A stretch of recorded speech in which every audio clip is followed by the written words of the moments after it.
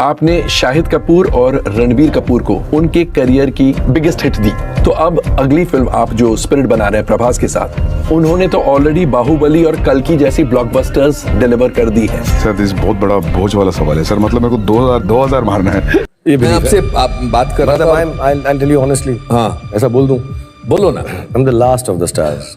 You're the last of the stars. Sandeep Reddy Vanga एक ऐसा director जिसकी फिल्म रिलीज होने के पहले ही कंट्रोवर्सी में आ जाती है, फिर चाहे वो कबीर सिंह में औरत पे हाथ उठाना हो या फिर एनिमल में किसी लड़की को अपना जूता चाटने बोलना। वेल इस साल भी संदीप रेड्डी वांगा की फिल्म स्पिरिट में भी कुछ ऐसे ही कंट्रोवर्सी हो रही है, खास करके तब से जब से स्पिरिट फिल्म का टाइटल अनाउंसमेंट रिलीज हुआ है, जिसमें लिखा था कि इंडिया का बिगेस्ट सुपरस्टार प्रभास है। वैसे मुझको तो प्रभास के लिए कोई भी हेट नहीं है और ना ही संदीप रेड्डी वांगा के लिए। इनफैक्ट मेरे लिए संदीप रेड्डी वांगा एक ऐसा डायरेक्टर है जो चूहे को भी शेर बना देता है। आज हम इसी चीज पर बात करेंगे, क्या संदीप रेड्डी वांगा की स्पिरिट में इतना दम है कि वो फिल्म सच में प्रभास को इंडिया का बिगेस्ट सुपरस्टार बनाएंगी, और क्या बस एक फिल्म डिसाइड करती है किसी एक्टर का स्टारडम। इसलिए आज के इस वीडियो को हम 4 पॉइंट में डिवाइड करेंगे, जिससे आपको जल्दी समझ में आ जाएगा कि आखिर संदीप रेड्डी वांगा में इतना कॉन्फिडेंस कहाँ से आता है, और क्या सच में प्रभास ही बिगेस्ट सुपरस्टार है इंडिया के। जिसमें से पहले हम देखेंगे संदीप रेड्डी वांगा का कॉन्फिडेंस, जिससे हमें पता चलेगा कि आखिर में संदीप रेड्डी वांगा में इतना बाप लेवल का कॉन्फिडेंस आता कहाँ से है। उसके बाद में देखेंगे पैन इंडिया स्टारडम, जिसमें हम पता करेंगे कि एसआर की वजह से प्रभास पे किसका स्टारडम सबसे बड़ा है। और पॉइंट नंबर 3 में देखेंगे क्या स्पिरिट सच में प्रभास को इंडिया का बिगेस्ट स्टार बना देगी। और पॉइंट नंबर 4 में देखेंगे क्या प्रभास सच में बिगेस्ट सुपरस्टार है। इसलिए अब अपने खुर्ची की पेटी बांध लो, क्योंकि इस वीडियो को देखने के बाद आपको और किसी की वीडियो देखने की जरूरत ही नहीं पड़ेगी। तो आप सबका आशीर्वाद लेकर शुरू करते हैं इस वीडियो को। वेल मेरा नाम है अजय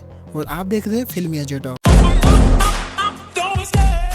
भाई इसमें दो राय नहीं है कि कोई डायरेक्टर अपने पहली फिल्म के लिए दुनिया भर के धक्के खाए, खुद की जमीन बेच दे, क्रिटिक्स से लड़ ले, क्योंकि उसको कॉन्फिडेंस है उसने जो क्रिएट किया है वो बाप लेवल है। और जब वो फिल्म रिलीज होती है तो बॉक्स ऑफिस के सारे रिकॉर्ड तोड़ देती है। उसके बाद उसी मूवी का बॉलीवुड में वही डायरेक्टर रीमेक बनाता है और वो तो दिल टूटे आशिक के लिए एक मरहम का काम करती है। मैं बात कर रहा हूँ कबीर सिंह एंड अर्जुन रेड्डी की। अब कोई आदमी इतना स्ट्रगल झेल कर खुद की पहली ही मूवी पर इतना कॉन्फिडेंस दिखाए, जो खुद की जमीन घर बार तक बेच दे, तो ये साफ है कि उस बंदे को सिर्फ फिल्म हिट हुई है इससे कॉन्फिडेंस नहीं मिला है, बल्कि वो पैदा ही कॉन्फिडेंस लेकर हुआ है। उसके बाद जब संदीप रेड्डी वांगा ने अपने अपकमिंग फिल्म एनिमल की अनाउंसमेंट की थी और कहा था कि इसमें रणबीर कपूर है, उसके टाइटल कार्ड में सुपरस्टार रणबीर कपूर लिखा था, तब भी यही कंट्रोवर्सी हुई थी, क्योंकि रणबीर कपूर की संजू मूवी को छोड़े तो इतनी मूवी अच्छी नहीं चली थी, जिससे ये तो साफ हो गया था कि ये फिल्म फ्लॉप होगी। पर ये भी उल्टा हो गया, ये फिल्म आज तक की बनी सभी फिल्मों की बाप निकली, जिसके हीरो के साथ साइड कैरेक्टर की भी जिंदगी बदल गई। अब अगर किसी चोमू डायरेक्टर की भी एक फिल्म 200 करोड़ कमा लेती है तो उसको दुनिया भर का घमंड आ जाता है। तो संदीप रेड्डी वांगा की बैक टू बैक 3 फिल्में ब्लॉकबस्टर हो गई है, तो सोचो इस बंदे में कितना कॉन्फिडेंस होगा। और अब तो डायनासोर उनके साथ है, तो यह कॉन्फिडेंस की प्रभास इंडिया का बिगेस्ट सुपरस्टार है, ये कहना उनके नजरिए से तो सही है। लेकिन शाहरुख खान के फैन मुझको गाली दे उससे पहले बता दूं कि इसी पर हमारा नेक्स्ट पॉइंट है।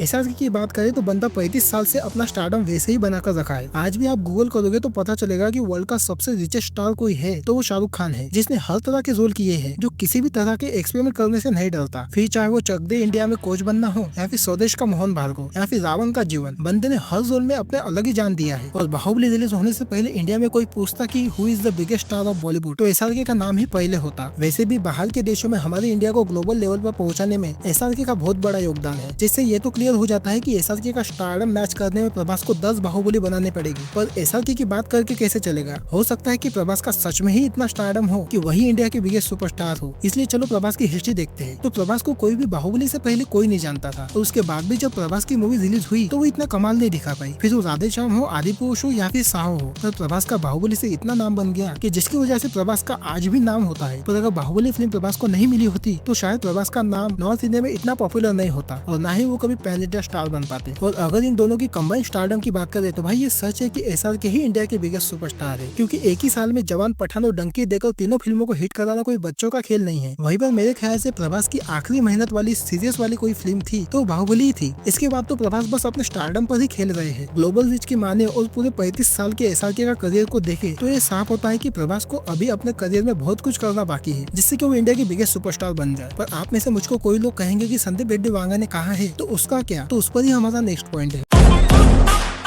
भाई जब से स्पिरिट की अनाउंसमेंट हो गई है तो मैं सबसे ज्यादा एक्साइट हो गया था, क्योंकि प्रभास का रियल बैडएस अवतार कोई भी निकाल सकता है तो वो संदीप रेड्डी वांगा ही है। और इस फिल्म में प्रभास पहली बार कॉप का रोल प्ले कर रही है। और संदीप रेड्डी वांगा अपने फिल्मों के एक्टरों के साथ क्या जादू करते हैं वो तो आप कबीर सिंह और एनिमल देखकर ही समझ गए होंगे। प्रभास की बात करें तो कल की बात प्रभास की भी ट्रेन अब ट्रैक पे आ रही है और उनके अपकमिंग लाइनअप में ये पक्का है कि उनको अब ग्लोबल रीच मिलने वाली है। और मैं सिर्फ प्रभास का फैन होने की वजह से नहीं बोल रहा हूँ, मैं फैक्ट पर कह रहा हूँ, क्योंकि प्रभास के जैसा पैन इंडिया स्टार अभी तक इंडिया में नहीं बना। और इसी वजह से हम अगले पॉइंट में डिसाइड करेंगे कि क्या सच में संदीप रेड्डी वांगा ने एसआरके को नीचा दिखाने के लिए प्रभास को इंडिया का बिगेस्ट सुपरस्टार कहा है या इसके पीछे कुछ लॉजिक है।